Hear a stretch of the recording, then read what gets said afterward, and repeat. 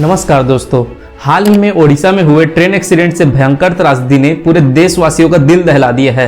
इस भयंकर एक्सीडेंट से काफी लोगों के परिवार बिछड़ गए, कई जानें चली गई और अनेकों लोग घायल हो गए हैं। क्या कारण है कि यह हादसा हुआ कि 3 ट्रेनें आपस में टकरा गई? जनधन को कितनी हानियां हुई? प्रधानमंत्री और रेल मंत्री ने इस विषय पर क्या कहा? उन्होंने लोगों की मदद के लिए कोई कदम उठाया भी है या नहीं? आइए आज के इस वीडियो में ओडिशा ट्रेन ट्रेजेडी के बारे में पूरी डिटेल से जानने की कोशिश करते हैं।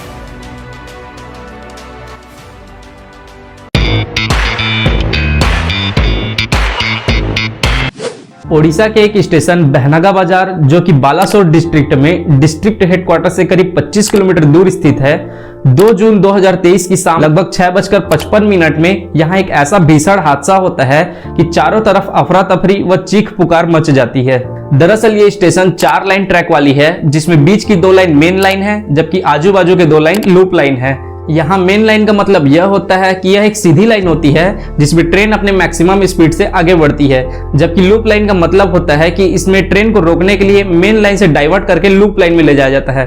ओवरऑल यह कह सकते हैं कि लूप लाइन का उपयोग ट्रेन को रोकने के लिए ही किया जाता है। उस दिन लूप लाइन में आयरन ओर से भरी हुई एक मालगाड़ी खड़ी हुई थी, वहीं मेन लाइन में कोरोमंडल एक्सप्रेस जो शालीमार से, जो कि कलकत्ता का एक स्टेशन है, से चेन्नई की तरफ लगभग 128 किलोमीटर पर आवर की स्पीड से आगे बढ़ रही थी। यहाँ लोको पायलट को ग्रीन सिग्नल मिल चुका था, जिससे वह ट्रेन को अपनी लिमिटेड स्पीड से आगे चला रहा था, लेकिन कोरोमंडल एक्सप्रेस मेन लाइन में आगे बढ़ने के बजाय लूप लाइन में डाइवर्ट हो गई। हालांकि जब पैनल से स्विच को दबाया जाता है तो ट्रैक चेंज हो जाता है और यह लोको पायलट को शो भी होता है कि ट्रेन ने ट्रैक चेंज कर लिया है। पर लोको पायलट एवं स्टेशन मास्टर को यह पता चल रहा था कि गाड़ी मेन लाइन पर है और यह सीधी अपने रास्ते पर आगे बढ़ रही है, लेकिन अचानक यह गाड़ी मेन लाइन से डाइवर्ट होकर के लूप लाइन में चली गई थी। टक्कर इतनी भयंकर थी कि कोरोमंडल एक्सप्रेस का इंजन वाला भाग मालगाड़ी के ऊपर चढ़ गया था। वही मालगाड़ी आयरन ओर से भरी होने के कारण काफी ज्यादा भारी थी, जिससे टक्कर के पश्चात मालगाड़ी में कोई प्रभाव नहीं पड़ा। पूरा प्रभाव इसका पैसेंजर ट्रेन पर ही पड़ा। यहाँ कोरोमंडल एक्सप्रेस में 22 बोगियां थी, जिसमें कि 10 अनअफेक्टेड रही, जबकि 12 बोगियां डैमेज हो गई। अनफॉर्चुनेटली दूसरे मेन लाइन से यशवंतपुर एक्सप्रेस, जो कि बेंगलोर से हावड़ा की तरफ लगभग 126 किलोमीटर पर आवर की स्पीड से आगे बढ़ रही थी, ये ट्रेन ऑलमोस्ट उस एक्सीडेंट साइट को क्रॉस कर ही चुकी थी, लेकिन इसके आखिरी के 2 डब्बे, जो कि जनरल कोच होते हैं, वह कोरोमंडल के क्षतिग्रस्त डिब्बे से टकरा गए और इन्हें भी काफी हानि हुई। यहाँ यह जानना जरूरी होगा कि कोई भी ट्रेन आमने सामने से नहीं टकराई है। एक रिपोर्ट के अनुसार हमारे इंडियन ट्रेन में कवच सिस्टम का उपयोग होता है। इस कवच सिस्टम का उपयोग 2 ट्रेनों के आपस में टक्कर होने से बचाने के लिए होता है। ये कवच सिस्टम एक ऑटोमेटिक सिस्टम होता है जो कि नेटवर्क बेस पे काम करता है। मतलब अगर ट्रेन के सामने कोई दूसरा ट्रेन सेम ट्रैक पर आ जाए या ऐसी कोई भी चीज जो दुर्घटना करा दे, उससे बचाने के लिए ड्राइवर के बिना ब्रेक लगाए ये कवच सिस्टम ऑटोमेटिक ब्रेक अप्लाई कर देता है, जिससे ट्रेन की स्पीड स्लो हो जाती है। यह कवच सिस्टम भारत का अपना सिस्टम है और ये SIL 4 सर्टिफाइड है, जिसका मतलब होता है कि 10,000 सालों में सिर्फ एक बार एरर होने का चांस रहता है। अब आप लोगों के मन में यह प्रश्न आ रहा होगा कि कवच सिस्टम के रहते हुए भी इतनी बड़ी दुर्घटना कैसे हो गई? तो आप लोगों को यह बता दूं कि इस एरिया में कवच सिस्टम नहीं लगा था। दरअसल इंडिया का रेल नेटवर्क 60,000 किलोमीटर से भी ज्यादा एरिया में फैला हुआ है। ये कवच सिस्टम अभी सारे ट्रैक में इंस्टॉल नहीं हो पाया है और 2000 किलोमीटर बाकी ही है। ये एक्सीडेंटल एरिया उन्हीं 2000 किलोमीटर के अंतर्गत आता है।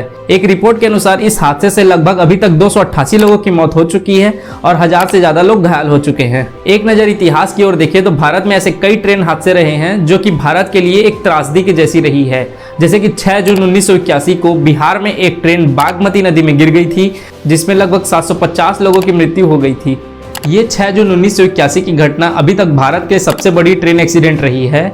साथ ही 20 अगस्त 1995 को पुरुषोत्तम एक्सप्रेस खड़ी कालिंदी एक्सप्रेस से टकरा गई थी, जिसमें लगभग 305 से ज्यादा लोगों की मृत्यु हो गई थी। 26 नवंबर 1998 को सियालदह एक्सप्रेस गोल्डन टेम्पल मिल से टकरा गई थी, जिसमें 212 से ज्यादा लोगों की मृत्यु हो गई थी।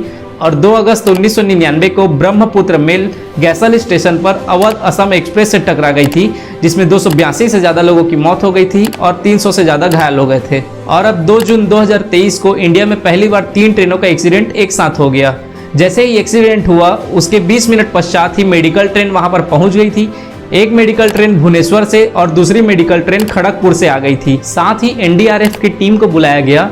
एनडीआरएफ की टीम का एक हिस्सा ओडिशा में ही साइक्लोन व अन्य तूफान से बचाने के लिए वहां रखे गए थे, जिससे उन्हें तुरंत वहां बुला लिया गया। इस टीम ने वहां पीड़ित लोगों को रिलीफ किया, रेस्क्यू किया और उन्हें निकाल करके तुरंत पास वाली हॉस्पिटल में ले जाया गया। साथ ही उनके इलाज पानी की व्यवस्था भी कराई।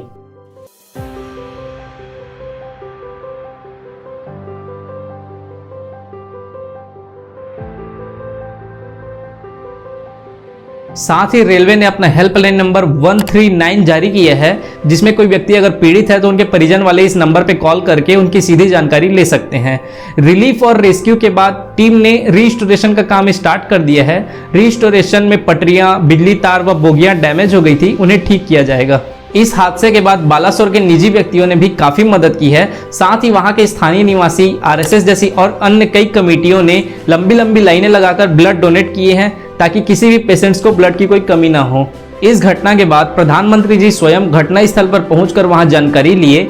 साथ ही रेलवे मंत्री भी वहां पहुंचकर अपनी मौजूदगी में वहां पूरा कारोबार संभाले हुए हैं और इसे सुधारने के बारे में डिस्कशन भी हुआ, ताकि देश में ऐसी भारी हानि दोबारा ना हो।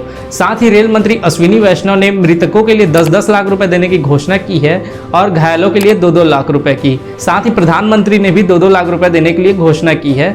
इस घटना के बाद रेलवे मंत्री ने यह स्टेटमेंट भी दिया है कि इसके रियल रीजन को जानने के लिए हर संभव प्रयास किया जाएगा और इसकी जिम्मेदारी सीबीआई को सौंपी गई है। इलेक्ट्रॉनिक इंटरलॉकिंग की बात है। इलेक्ट्रॉनिक इंटरलॉकिंग में जो चेंज किया जिसके कारण ये दुर्घटना हुई, जिसने भी किया, जिसने भी जो भी इसके कारण है वो इन्वेस्टिगेशन से निकलेगा। हमारे देश के उद्योगपति गौतम अडानी जी ने भी एक अच्छा डिसीजन लिया है। जो भी बच्चे इस त्रासदी में अनाथ हो गए हैं उनकी एजुकेशन की पूरी जिम्मेदारी ली जाएगी। साथ ही Bollywood actor Sonu Sood, YouTuber carry Minati जैसे अन्य और कई भी व्यक्ति हैं जो इस हादसे में मदद के लिए आगे आए हैं। साथ ही पूरे देश की यह गुजारिश है कि केंद्र सरकार और इंडियन रेलवे यह तय करे कि ऐसी दुर्घटना देश में दोबारा ना हो। जितने भी लोग इंजर्ड हुए हैं उनके लिए हमारी टीम ये विश करती है कि उनकी रिकवरी जल्दी से जल्दी हो और उन्हें इलाज की अच्छी व्यवस्था मिले। साथ ही अब किसी को भी जान गंवाना ना पड़े। जितने लोगों ने भी जान गंवाई है उनके परिवार वालों के लिए हमारी टीम की तरफ से विनम्र संवेदनाएं।